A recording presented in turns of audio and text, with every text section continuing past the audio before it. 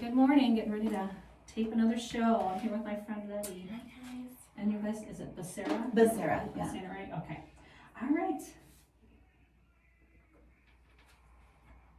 Good morning. Welcome to the Good Bytes by Chicago Foodie Sisters radio show and podcast.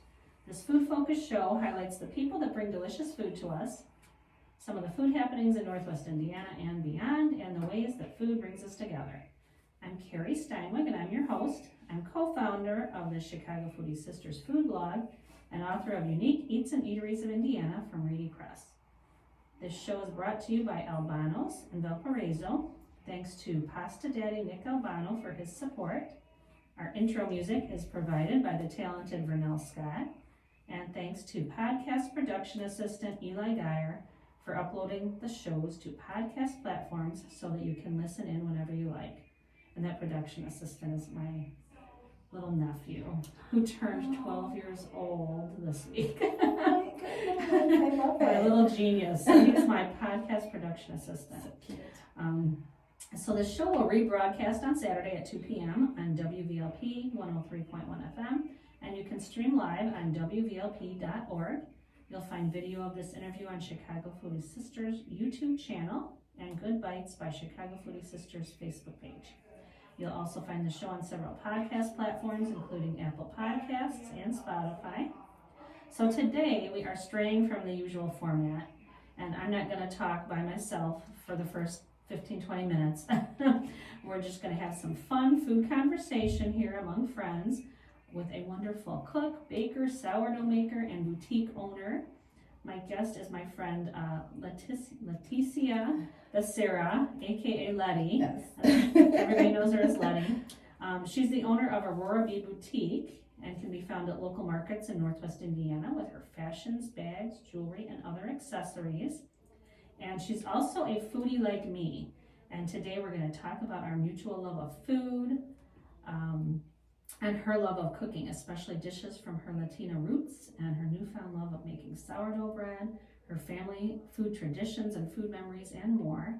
So thank you so much for being here today. Thank you for having me. Yeah, I'm so excited to sit and chat food. I know, that's one of my favorite subjects, is food. Yeah, I know. Before we started recording, we probably talked for 15 minutes and we were talking about food, and I'm like, okay, we need to be recording this. This needs to be on the show. So we stopped our conversation, started the show, and we will resume now. We could talk food all day, I'm sure. Oh, my kids make fun of me because I'll be stuffed or eating this meal and I'm already planning the next meal. And that's pretty much all we do is talk about food, because I feel like food, if you look back on memories of your lifetime, you know, a lot of my favorite memories revolve around gatherings and food and the food I ate. So, I mean, that's kind of how I connect memories or unlock memories. Like, oh, this tastes like when I was a little girl, or it's something food related. So yeah, best memories are have food connected to them. You know, places you ate, meals you made together. Exactly.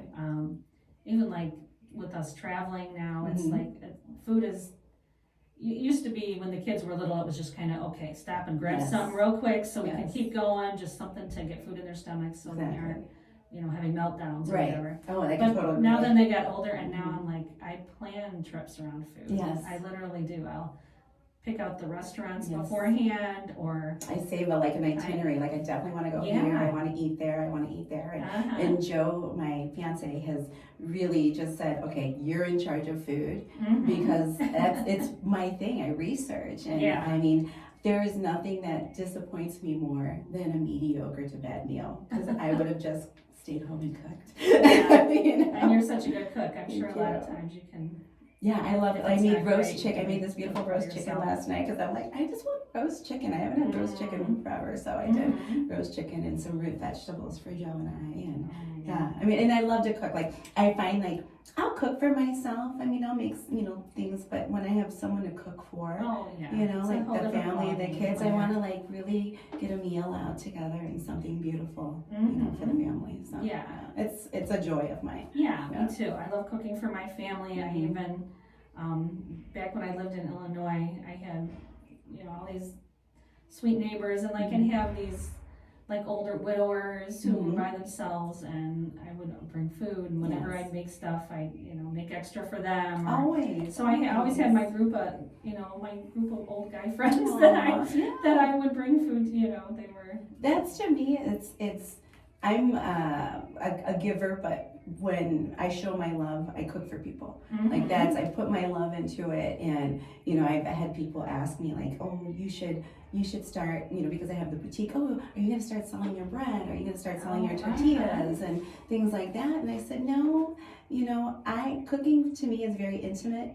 Yeah. I don't want to cook for the masses. Yeah. I want to cook for the people that I love. Now, I have no problem sharing my technique and my, my instructions or even my recipes, Because Joe's like, don't share that apple pie, the crust recipe, the crust. I'm like, my grandmother shared it with everybody. It was my grandmother's crust recipe. For I know. apple pies we made. There should not be gatekeeping. No, I don't gatekeep recipes. Yes. That to me is like, it's a form of community. If someone wants to have a recipe, I'll give you a recipe. Are you actually going to go and do it? Sometimes maybe, but to me, that's a way of sharing something that my grandmother started. You know what I mean? So I'm not going to gatekeep that. Yeah. And then as far as doing it as a business, it's a job. And it kind of loses its beauty and the intimacy in it. When I first, I lived in Peru, Illinois for a little bit, and I was kind of lost. I was unemployed for a while, and I just wanted to find something of my own. That's when I started my boutique business, so to speak. But I was really getting into cooking and really going back to my Latin roots, and I lived kind of far, I lived out of Northwest Indiana and out of Chicagoland area, so there wasn't really good Mexican food. And at least the kind of Mexican food Where that I grew is up Peru? on. Peru is by Starved Rock.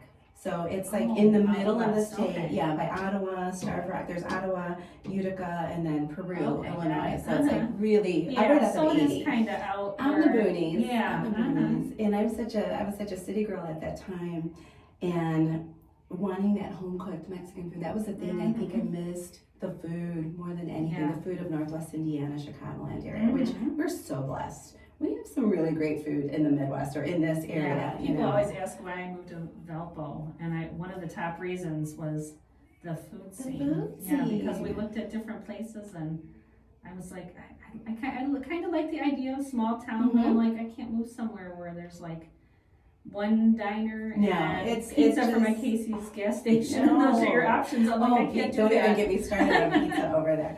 No, it's not that theirs is bad. No, but it's it'll do. It's respectable pizza, but I need more options than that.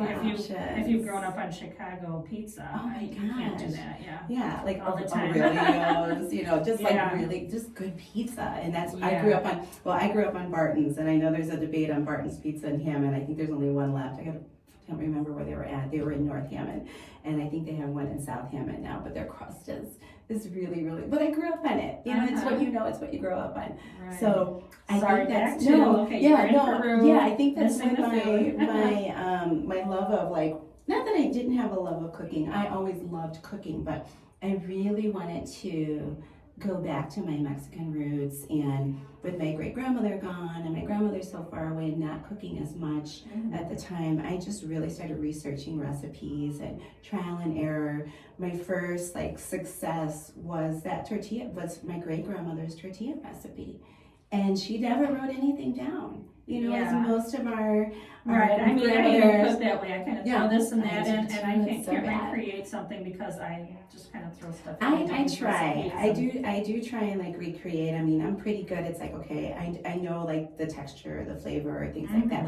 But to me, food is like a science too. Certain food, baking. Some are. You can't deviate from recipes. You really it's a can't. disaster. Like baking. Sometimes you can. I make soups. You can throw. You can throw whatever in pizzas there. Or sandwiches, salads. I mean, they're so versatile. You can throw. But something like homemade tortillas. I know how it's supposed to feel. I know how it's supposed to taste. But it literally took me quite a few years to get that exact that I want. Same thing with Spanish rice or bean. Sometimes the simplest things.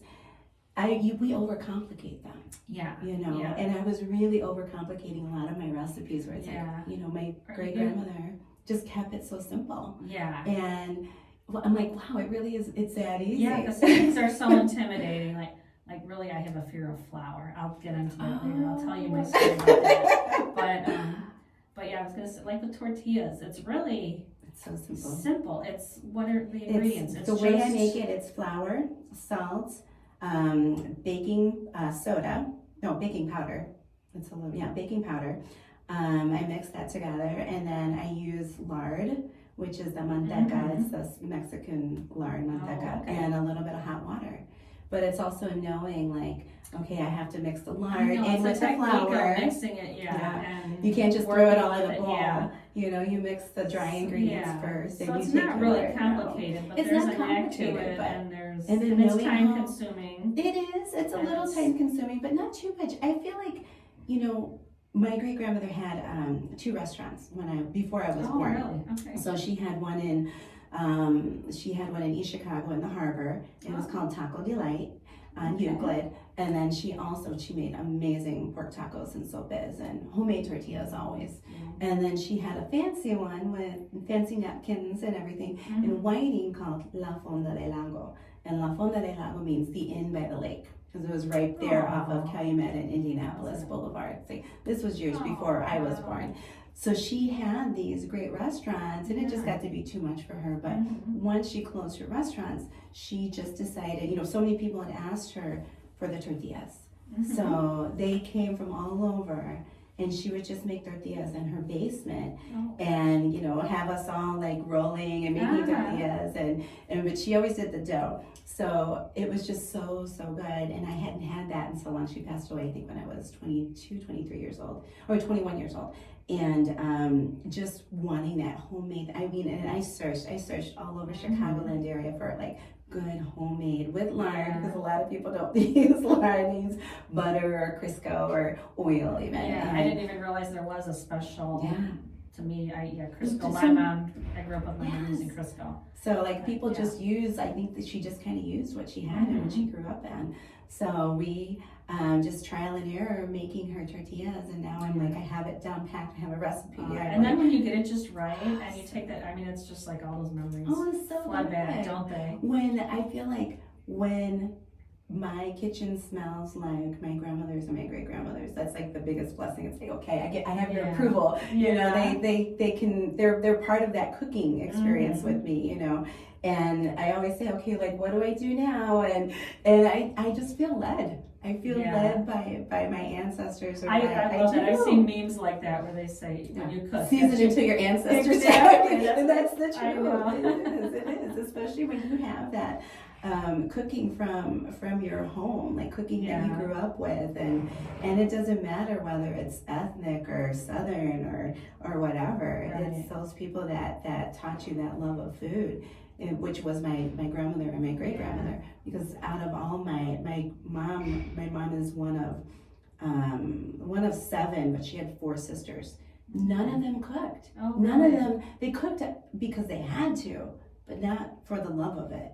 You know, my great grandmother and my grandmother and I especially, we could sit there and talk about food and chefs. And when I was little, we'd watch Julia Child, and those were like some of my favorite memories, just watching the cooking and being in the kitchen with her cooking. So to me, like having that love of cooking passed down to me, it feels so special, because I always wanted to be in the kitchen with her. You know, her food was amazing, and she was hilarious. She would always people would ask her for her recipes.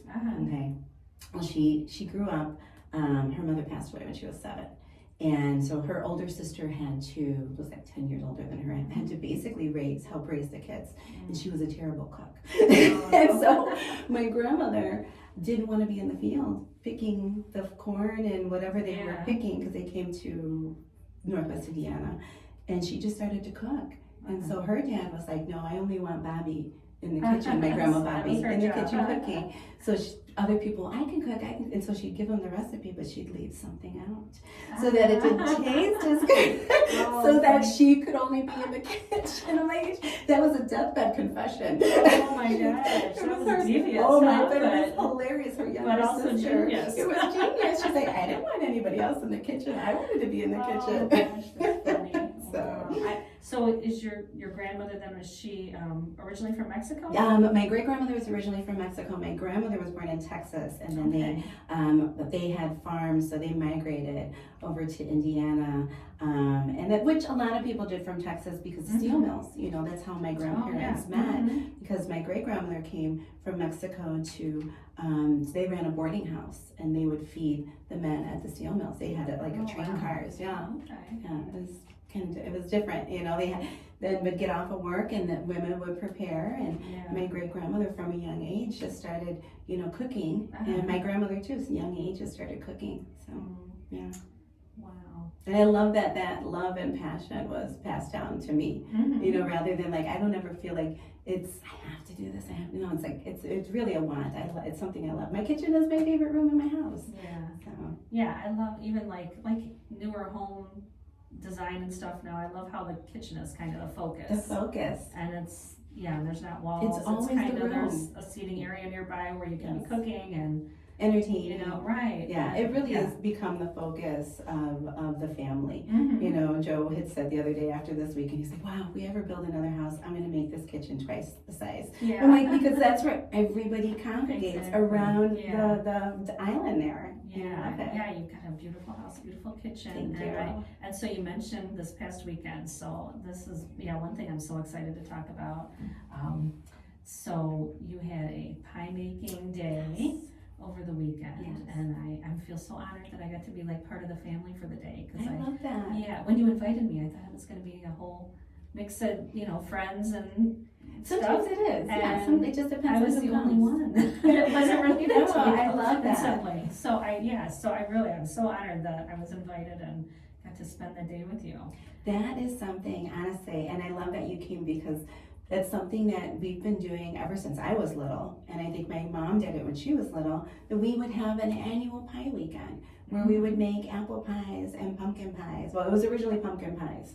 And I've unlocked a memory. My grandmother told me that the reason we started using butternut squash for the pies is because one year pumpkins were so expensive and the butternut squash was on sale. So she bought butternut squash instead, and after she made it that way, she was like, that was it. She was never going to make it any other way. I know, after this one, I told a couple people, I'm like, I never want to eat pumpkin pie again. It's so different. Velvety, delicious. It's so smooth. Like almost like a mousse or like. Exactly. Yeah, because of the way we strain it and puree it and everything. Yeah. But no, it's just such a tradition. And I remember growing up, my grandmother always had friends, or my aunts would invite their friends, and it wasn't just like, it was very rarely just family. You know, last year we had a couple of my friends, a couple of people couldn't show up this year, but I was so glad that you came because I feel like that's how we did it when I was younger. It wasn't just, it wasn't just family. There were people that loved the pie and wanted to learn how to make the crust because the crust is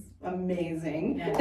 You know, but it's so simple. When people are eating this pie, like, okay, what's in it? Like, it's 4 ingredients. Literally 4 ingredients. And I maybe one time years ago had done a crust from scratch, but I really don't.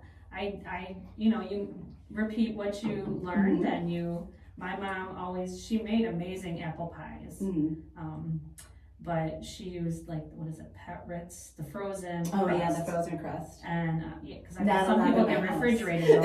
I always did that. So that's what I do, and that's how I never even knew how to make. I just in my head I made it much more complicated than it was. I think we all do. Yeah, we all do. Like, is there what's in it? Is there cold butter? Is there this and that? And I'm like, no, it's just the simplest thing ever. Which again, the most simplest recipes are always the most delicious. We overcomplicate it. I feel like, especially like when people are learning how to roll, like just keep it simple. Make it, however you want. Yeah, I definitely needed a tutorial there. You helped me a lot.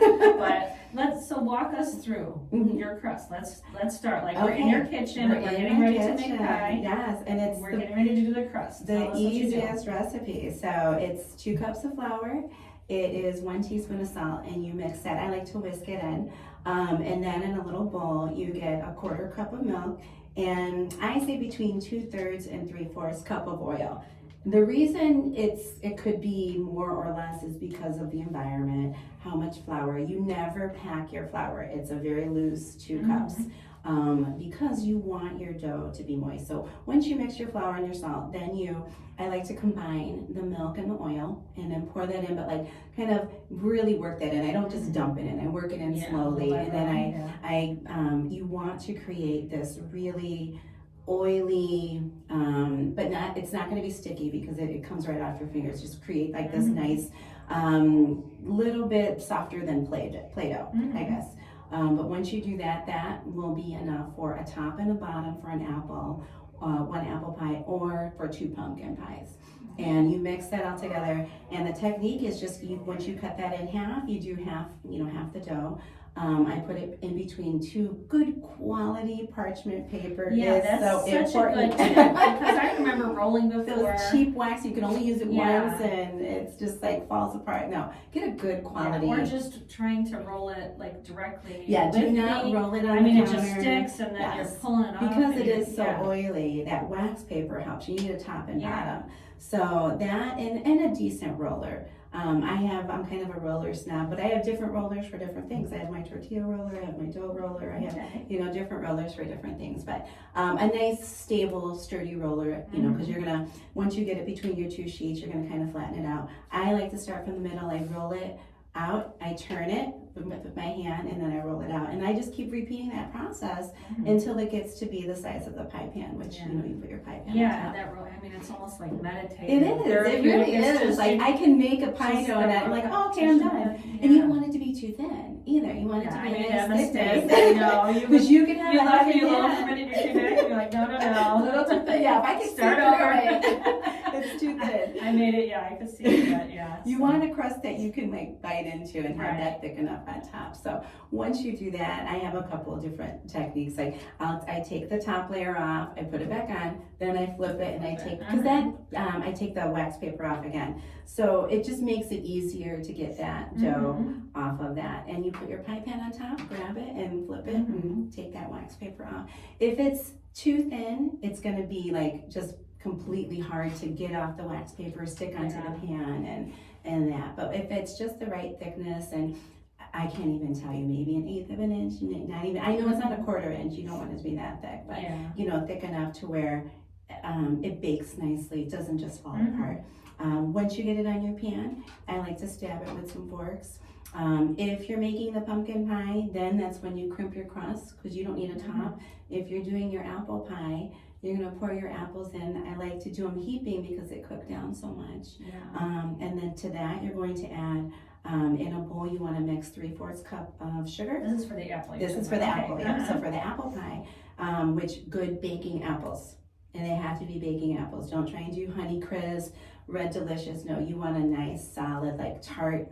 My favorite is Jonathan's, John Gold's, Granny Smith. You brought some amazing apples. Luke Farms, because I went to the Coffee Creek we were farmers market, and I told him I need to make a pie, and he's like, I gotcha. And he says, you want a combination? So he mixed 3 different. One was Evercrisp. Oh, the Evercrisp was Mousse so dough, I think it was called, and it was a green. It looked like a Granny Smith, but it's not quite as tart.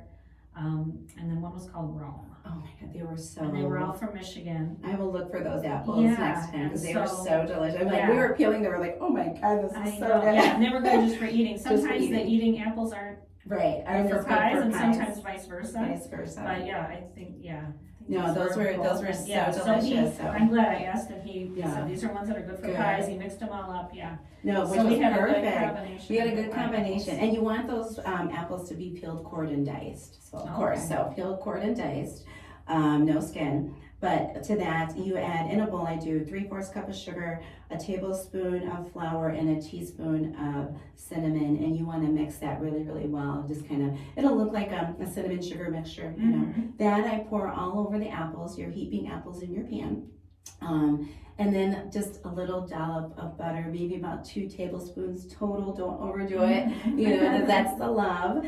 Just kind of mix it all up. And then once you have that, then you can roll out your top crust, put it on top, crimp it, and then of course let it air, do a couple forks. And one of the things I like to do is I like to cover the crust. So I do have special pie, this is serious, pie covers. I know, I crust saw covers. And I thought it was to prevent like the spillage. No, so you you said it actually, keeps it from those burning. crusts can get burned pretty easily, so Yeah. you want to cover those. They're the thinnest part of the pie, if you think about it, on the side there. So cover the crust. What are they called? They're just pie cover, crust covers. Crust covers, Yeah. and where do you buy them? You can get them anywhere. I've collected them throughout the years, but I do see that Amazon does have them. Oh, okay. So, and then another important thing, especially with the apple pie, make sure that you have your oven heated to 350. Okay. Get a tray. I always put a tray with aluminum foil because the apples are juicy. They're going to ooze out, and you don't want that oozing out all over your oven. Right, yeah. So make sure when you bake it on its sheet with aluminum foil. That just makes it for easy cleanup too. Right, and the foil you can just throw away. Just throw away. And then put it in the oven at 350 for an hour, hour and 10 minutes, just depending on your oven. The crust will be beautiful, golden-ish, you know. You don't want it burnt or super brown, just, you know, a nice, to your liking. Some people like it darker than others, but, and that's it. Enjoy it with my favorite velvet butter pecan ice cream. Yeah, velvet ice cream. Velvet. Oh yeah, that's tradition. And then, or homemade whipped cream. I do make a homemade whipped cream. Yes, I need, you said that's the recipe is super easy. So I get, what is it, a quart? Yeah. Not a half gallon, that's a lot. So yeah, a quarter gallon. I pour it in my KitchenAid mixer, which is the easiest because you could let it go and forget about it. You can also do it with a hand mixer too. But pour one of those into a bowl. Then get about maybe 2 tablespoons of confectioner's sugar. And you just let that mix. And the sugar, the sweetness is to your liking. So I don't like it super sweet, but my family likes it sweeter than I do. So I always have to put a little bit more sugar in it. But I just like a little tiny taste of sugar. So put as much. I say start with 2 tablespoons of the confectioner's sugar and just beat it until it gets a nice like whipped cream, you know, your consistency. Some people like it a little stiffer peak. Some people don't like it that much, so don't do it too much because then you're going to turn it into butter. Yeah, my very favorite whipped cream. Have you ever been to Gaiety's ice cream? I have, yes. Yes. I have. I'm trying to remember. They were in Lansing, right? Yes. Yes. Yeah, they originated in Chicago, 1920, Okay. and then they like in the 90s. It's been they years. moved On to- Ridge Road, I haven't been out there. Like I said, in it's so forever. good, I need to go over there. Is that the only one they have? The Gaiety's in It Lansing? is. They for a little while had one in Cherville. That's what I It's not thought. there anymore. Okay. But yeah, the Yeah, I'll have to check one in that one out. Lansing, and and theirs is. It's not. It's almost a little sour even. I love it. I wonder It's if they got- put maybe a touch of sour cream in it. I don't know. I'm not sure what the secret is there, but that's why I like that, because it's not sweet. I'm like, Yes. ice cream is sweet enough when you get Sunday, Exactly. but it's just that nice creamy on top. See, now I'm gonna have to like experiment, see if I can. Mm-hmm. I have to go there and taste it. That's another thing I love to do. I like to if I taste something and I'm in love with it, I'm like, okay, I have to break this down, and I try to make it duplicate at home. So I did that with. Have you ever been to Taco Real and they have the queso fundido with pork? That's my favorite. I make it. see, I like the chorizo one. I can make it with chorizo. I haven't pork. tried the pork. It's so good. So that is Joe's favorite. So usually for his birthday or Father's Day, I make it a lot anyway. But yeah, I can make that queso fundido with the pork, and it is. Have you ever do you know Raimundo, the owner? Oh yeah, I think we're related by really? family. I think his aunt or his uncle was married to my aunt. Oh, so my grandmother worked there. Really? Right after I was born, when they first opened, she was I think one of the first waitresses there. My grandmother Bobby, and she worked there until I was out of high school. So I know she worked there for quite a while, maybe 20-25 years. Yeah. Okay. She worked there for a while. Such a That's place. And Raimundo he's such a he's sweetheart. He's such a sweetheart. I was just going to ask if you had gotten the actual recipe from him, or you kind of well, sort of. So my grandmother, she was, like I said, she was a waitress, and she was just like, well, this is kind of what you do. My grandmother had a really good pork taco recipe. Okay. So I just kind of duplicated her pork tacos with the cheese on top and put it in the broiler. And it's so good. I mean, like that, it just doesn't last in our house. That's my favorite thing there. But we get it, even though when we go there, we get it that or the nachos especiales. You've never had the nachos especiales? It's just like a tortilla chip with beans, and they put the Chihuahua cheese on it, and they'll top it with jalapeno, carrot, guacamole, sour cream. You can get a half order of that. Like that's another one. But things I grew up on. You know, I would get the Nino plate, which is just the meat, the beans, and the rice, and it's so good. Like I just those, and again, memories unlocked. I would babysit for the waitresses in the back, like the waitresses that work there. My grandmother would volunteer me, like, oh, the girls want to go out, go babysit. I'm like, okay. At 10 years old, I started babysitting everybody. Funny. But yeah, a lot of good memories there. Oh gosh, okay, yeah, the apple pie, and I had some girls over for lunch over the summer, and you had stopped and brought one of your apple pies. Yes. And it was so good. So that's another reason I was so excited to come to your house and learn how to make it. I feel like once you taste it and you see how simple it is, you know. So now you'll make one for Thanksgiving, maybe. You're gonna make one for Thanksgiving. I usually don't do desserts at Thanksgiving because I'm making other stuff, and it's just. Do you host? I do. Yeah. And I make all the stuff that my mom used to make, and I was going over my niece and nephew are going to be coming. Oh, nice. Because it's my brother's son, only child, his son, and he just got married in April, and so they're going to come for Thanksgiving because my brother is in Arizona. Okay. So, so they're coming. So we were together for brunch over the weekend, and we were going over the menu, and I was like, okay, we're gonna have this. Mom always made this. I mean, by the time I was done, there's like 13 things on the menu. Of course. So I'm like, that's usually what my sister-in-law and I do for pie weekend, and we forgot to do that. So I'm sure there'll be some type of meatball because everyone comes out, I think, Tuesday to help me cook. Oh, so okay. there's that. I could maybe do pies ahead because those will keep for a few days. Those will keep for a few days. Yeah. Maybe I will do that. I don't know. You know, okay. you can do like what I did. Everything. You know, we made enough pumpkin puree or sweet butter nut squash puree. So I'm going to freeze that and just bring it out for Thanksgiving. So then I just have to do the pie crust too, which is nice.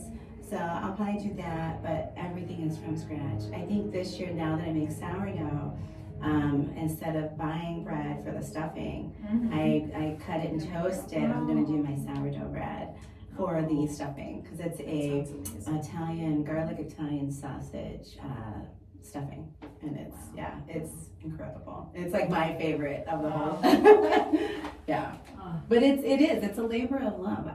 We used to deep fry 3 turkeys in a couple different flavors. Really? But we're only doing 2 smaller ones this year. How many people would you have? It depends, 15 to 20. It just depends on who's coming over, but it's nice. You know, we have the room for it. Yeah. So sometimes one of my best friend comes, sometimes she doesn't. So it just depends on who shows up. Yeah. But this year we're only going to do 2 turkeys. One is going to be Cajun, which is Cajun butter, and the other one's going to be garlic herb. So 2 different flavors and all the fixings. You know, the sweet potato. I do a sweet potato casserole. Which is, I don't like sweet potatoes. I did not either. I never cared for sweet potatoes until I tried this one recipe that was given to me, and the family jokes. It was given to me by an ex-boyfriend's mom. And that was the only great thing to come from that relationship was the sweet potato casserole recipe. Sorry. And it's something we've been using ever since. And my family is obsessed with it. It's so good. Okay. Yeah, I'll have to give you that recipe. Or bring some over and have you taste test it because I hated sweet potatoes. I just had some. I was in my husband and I were at a workshop thing a couple weeks ago, and they had catering. It was in Oak Forest. And the catering, I think they said the caterer was in the Park Forest area. Okay. It was called Chuck's Wagon or something like that. Yeah. But I tried the sweet potatoes that were, oh my gosh. Yeah, I was like, I think don't it's even like just sweet potatoes, how but you these make are, them. I'm like, they taste like dessert. They don't taste like I should be eating them inside. Because they were so sweet, but yeah. I want to make a sweet potato pie with our crust. Like one of the, I mean, we keep saying we're going to do it, but we have so many things going on. Like, but no, this recipe, it is like a dessert. There's no marshmallows. There aren't any marshmallows. It's just, the top is brown sugar pecans and butter. And then inside is like butter, vanilla, and maybe eggs. I mean, it's just really simple. It is a really simple, delicious. The pecans on top. Texture and crunch. So good. I mean, it really is. It's like, and then when you serve it, if you have turkey or ham, and it just goes perfect. Oh, ham especially. But yeah, like all of those recipes. I tend to start cooking on Monday. So Monday, I'm getting like the dough for cookies ready. So I'll do like I do shortbread cookies. I do Oh really my good gosh, shortbread cookies. wow. I'll do a cream cheese sugar cookie, which is, I know. Wow. So if I start, Monday, kind of just getting that ready, this way I can cut those up and then just bake them whenever I need to. But even the gravy, I'll start Tuesday because I just get smoked turkey wings with like carrots and celery and onions and sage, and I just roast that in the oven, and I just kind of take everything off and I use the drippings, and that's the base of my because I don't fry the turkey in the oven, we deep fry it. But the gravy recipe is so good. So like I try and prep as much as I can before this Thursday morning, everything just goes in. Yeah, and desserts, the last 2 years I think I got a cheesecake from Albano's. The best. That is the Mommy Mom's. Yes. Oh, the honey lavender cheesecake is like has been my favorite dessert for years. My favorite. Yeah. Like I'll bring people there just for that. Yeah, I know. Yeah, me too. And then and it's so rich too. Sometimes I've gotten a piece, like when he's been at the market, I get a piece, and then I cut it into little bite size and put it in the freezer. That's a good idea. So then, like, just once in a while. See, and I can eat that whole thing in one serving. It's so it is easy to do. But that's been like my favorite forever. But I was there recently, and he brought out a piece of coconut cream cheesecake. Oh, I haven't had that one yet. I've had his pumpkin one. Yeah, I've had I think I've tried everything. Well, all the other. I tried there was a bourbon one, there was an apple one. I don't know, but this coconut.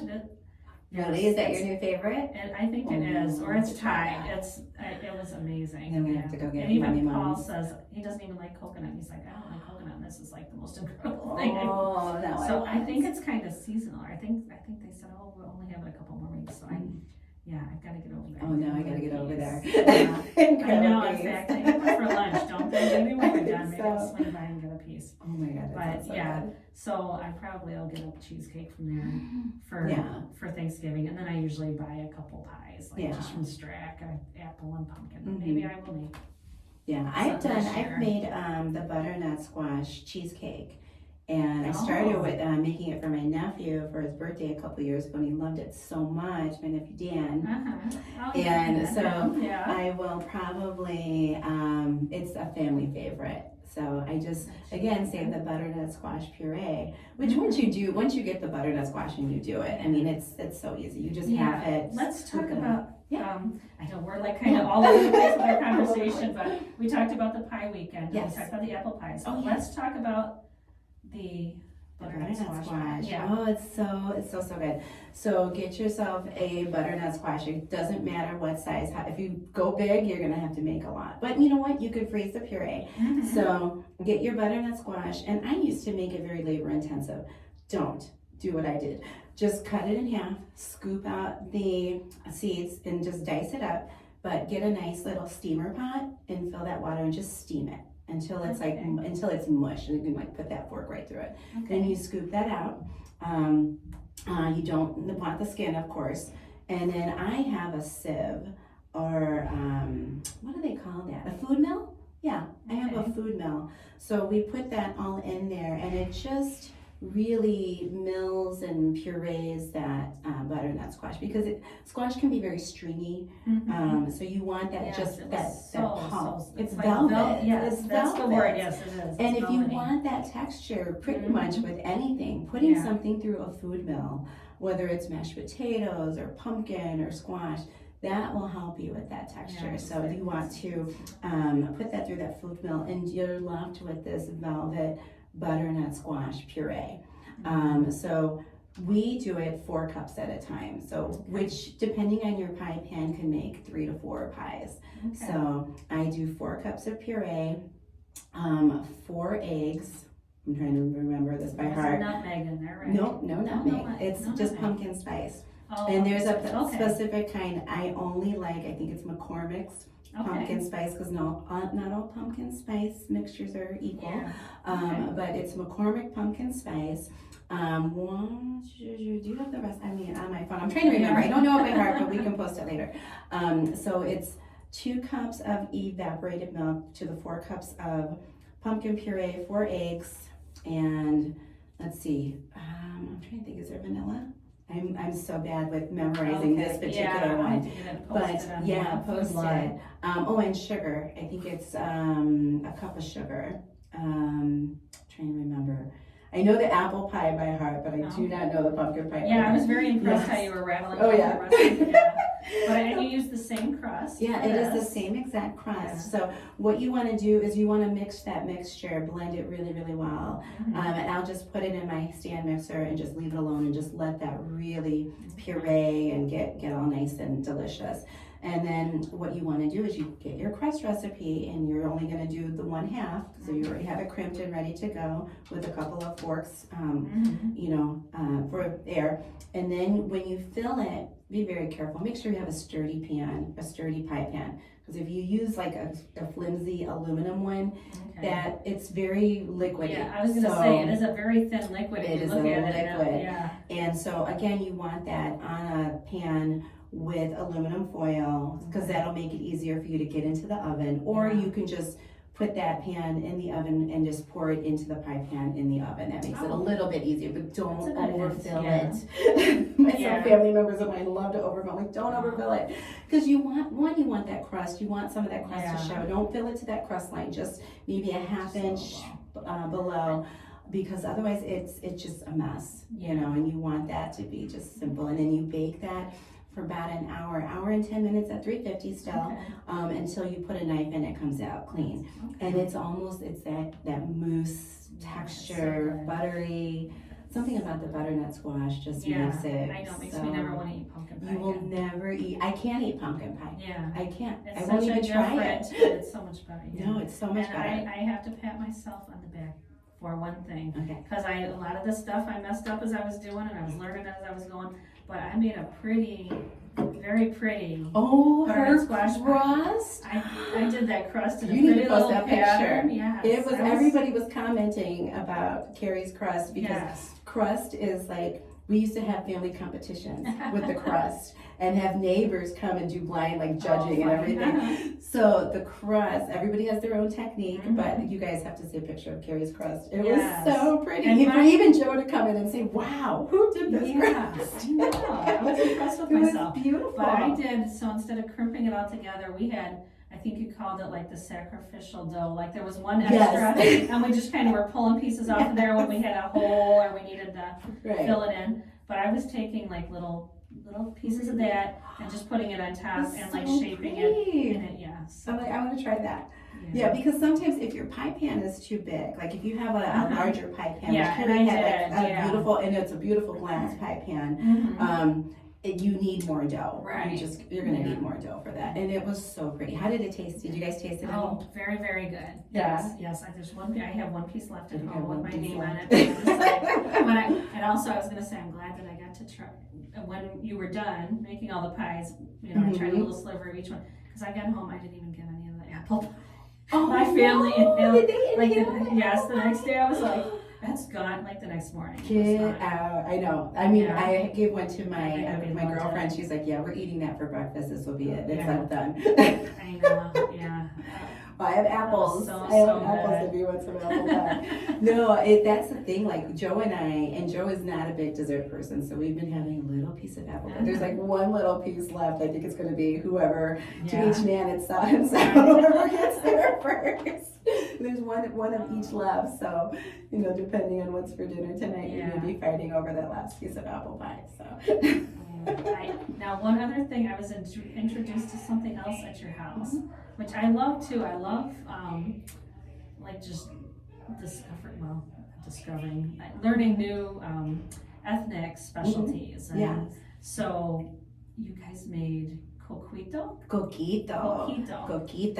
Yes, and that's actually, so I'm Mexican, but that is my cousin's Puerto Rican recipe. And it is a traditional drink around the holidays. So it's like similar to eggnog, very similar to eggnog, without the egg, of course. But coquito is just, it's evaporated milk, coconut milk, cream of cocoa, and condensed milk.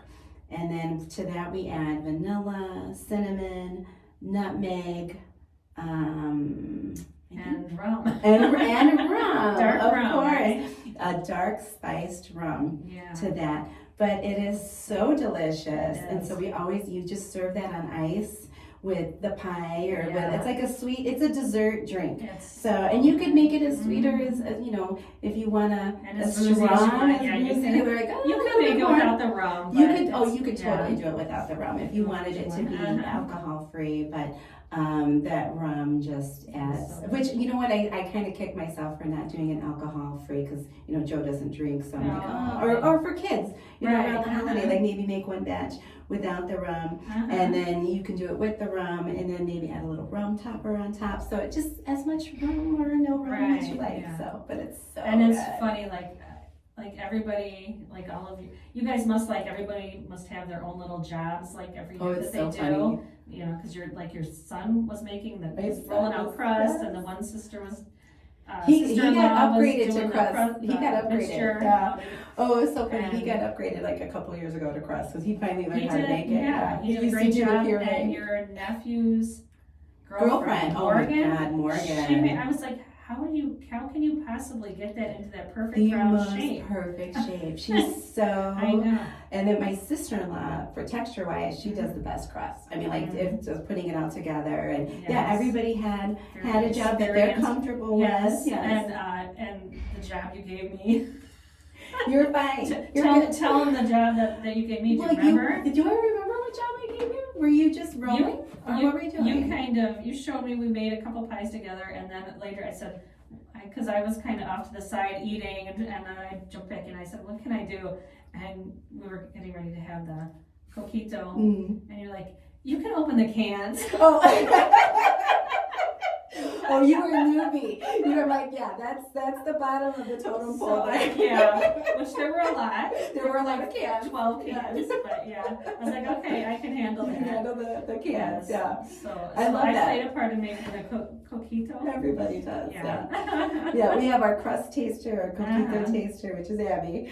But I love it because everybody kind of knows their role. Like that's, you know, if you want to do something else, you can. You know, because when you came in, we were peeling all the apples too. Yeah. So Yeah. it's a team. It's teamwork makes the dream work. We all, you know, make it happen. This way, everybody takes home pie. You can take coquito. I should have gave you some coquito to take home too. Yeah. Oh, That's an easy recipe. I'll definitely have to make that for Thanksgiving. So That good. was And we did a special one. We did a pumpkin coquito, which we usually don't do. That's right. Yeah, Yeah. you added some of the pumpkin. The or pumpkin it puree, was yeah, the pumpkin it was mixture, or the butternut squash, Yeah, to it. Yeah. so good. Yeah. It was. I think that was one of the best ones we've done. Mhm. So, but it was delicious. Yeah, Yeah. for sure. Yeah, so that was such a fun experience. I'm so glad that I I'm so glad got that to you be there came for to that. join us. And you do other similar things, right, with your family? Like you do a tamale day, right? We do a tamale day, which we still haven't got a day together. It'll be sometime in December. So I'm hoping to.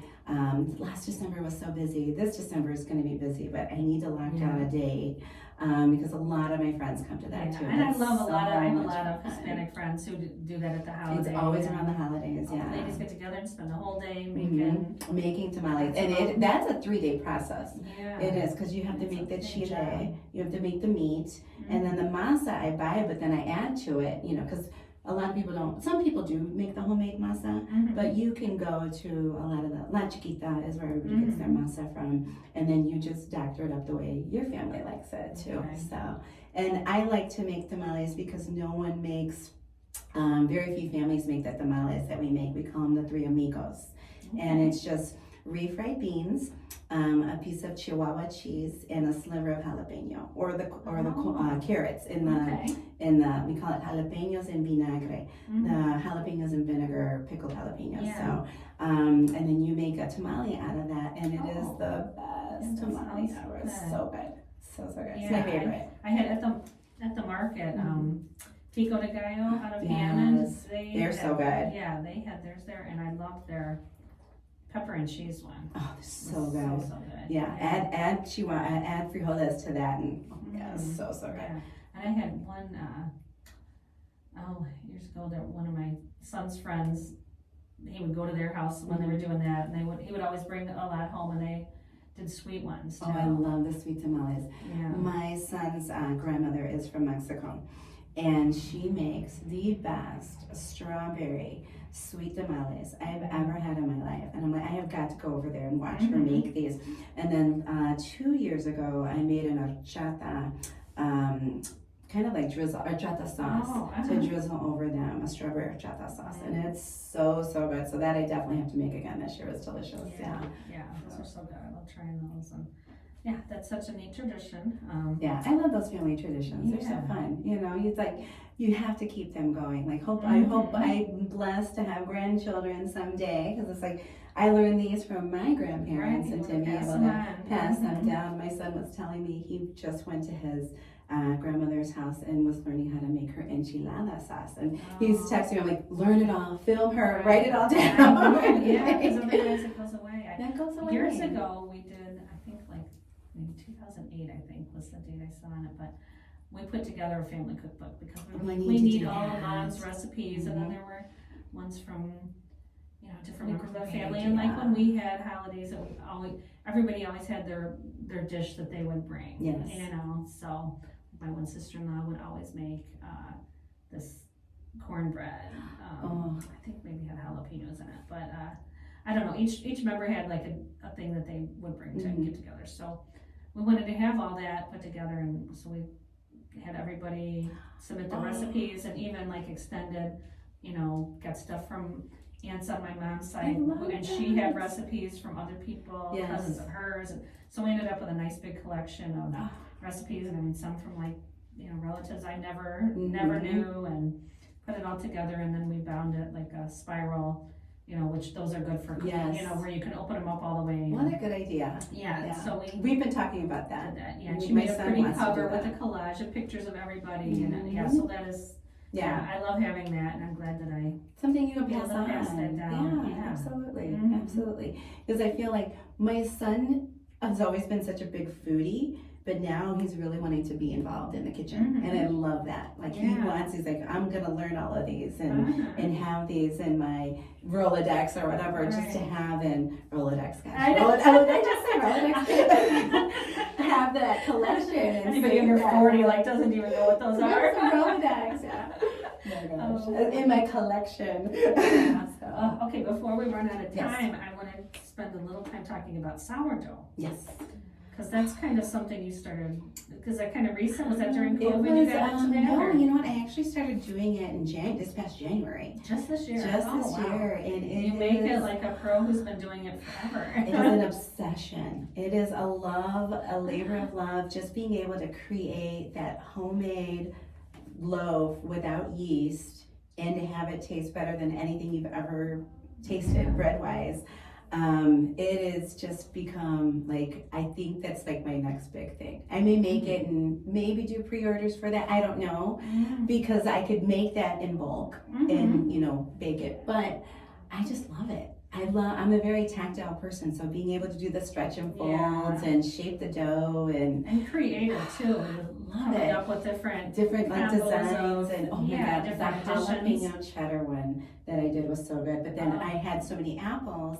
I need to do another apple cinnamon bread because that was amazing. I mean, I just did like a honey sugar mixture, and I put the apples in, and then you incorporate that, and it just baked so beautifully. So I was baking today because Joe wants to take some to his parents, and they just love the sourdough bread. Like, I feel like once you start, and it's not something you have to do on a weekly basis. You don't have to feed it. You keep it as simple as you like, because there's a lot of different ways to do it. But I created my own starter, I named her Agnes, and then I have another one that's 100-year-old starter that I bought online. It's her name is Sophia, and then the other one, I have two that I purchased, and all three of them make great bread.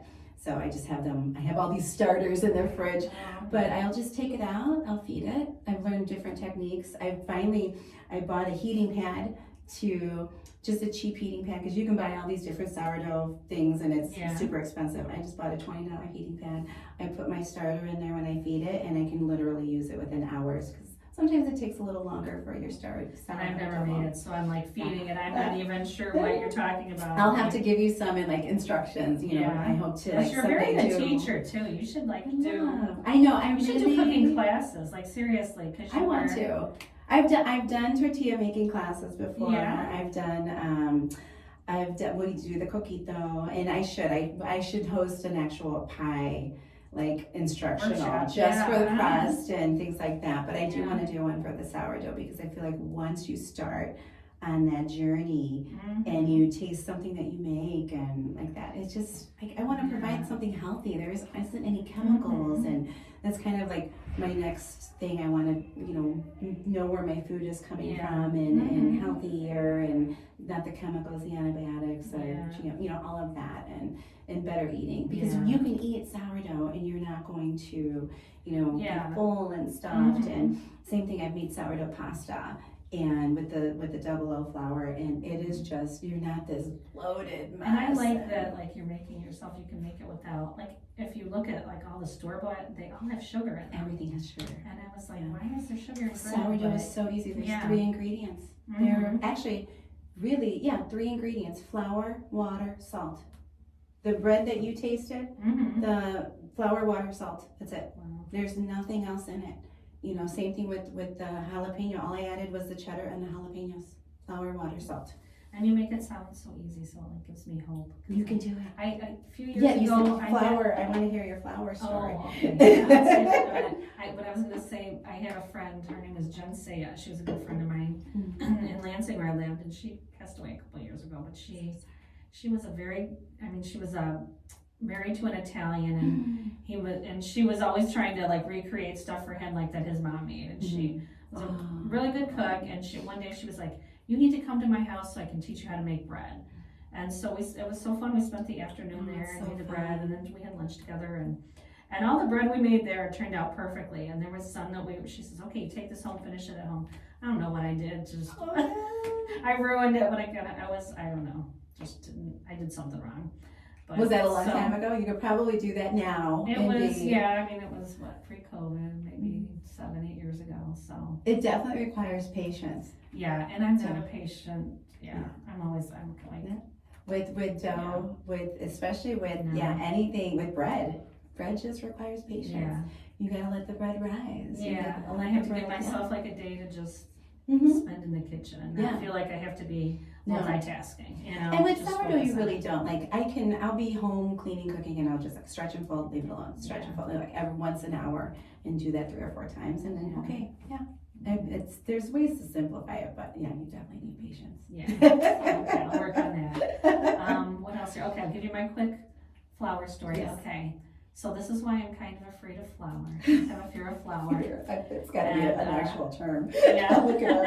Is there some kind of phobia for that? Flour-ophobia? I don't know. But so this is going way, way back. I'm a newlywed. I've been married for like a month, and I got married very young. We were high school sweethearts when we got married. I was almost 19. He was 21. So anyway, so I did not have much experience in the kitchen at all.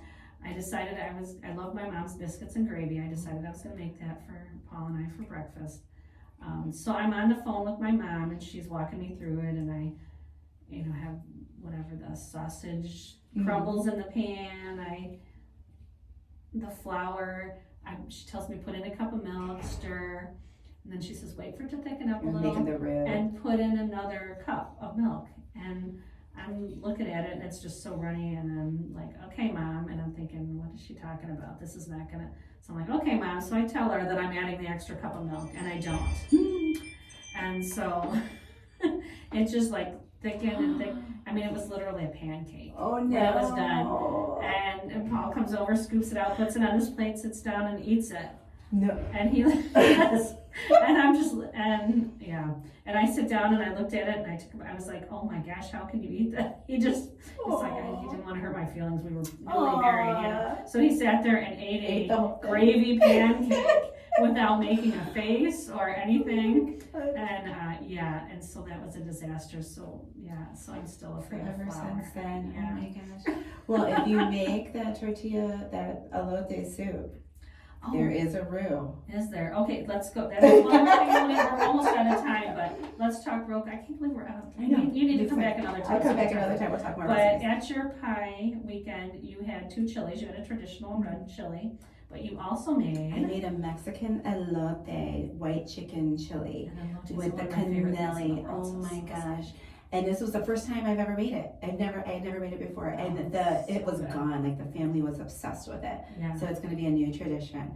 But you start off with I'd have to look at that because I only made it the one time. Yeah. But you do start off with the roux. Okay. And you know, it's made with chicken thighs and just, oh my gosh. Carrie has the recipe. I sent it to her. Okay. I will have to post that. You guys have got to make this. It's so easy. And you sent a little bit home with me, and I had it for lunch yesterday, and I put my name on it in the fridge. Do not eat this. This is Mom's.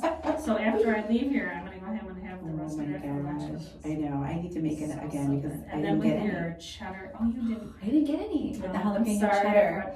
No, I mean Joe was giving it away and didn't say any for me. Yeah, and then with that cheddar, jalapeno cheddar sourdough with it was amazing. So good. Oh my gosh. Okay, we gotta go. We're out of time. Thank you so much, Lettie, for being here today. Appreciate it. Look us up on YouTube, Good Bytes by Chicago Foodie Sisters.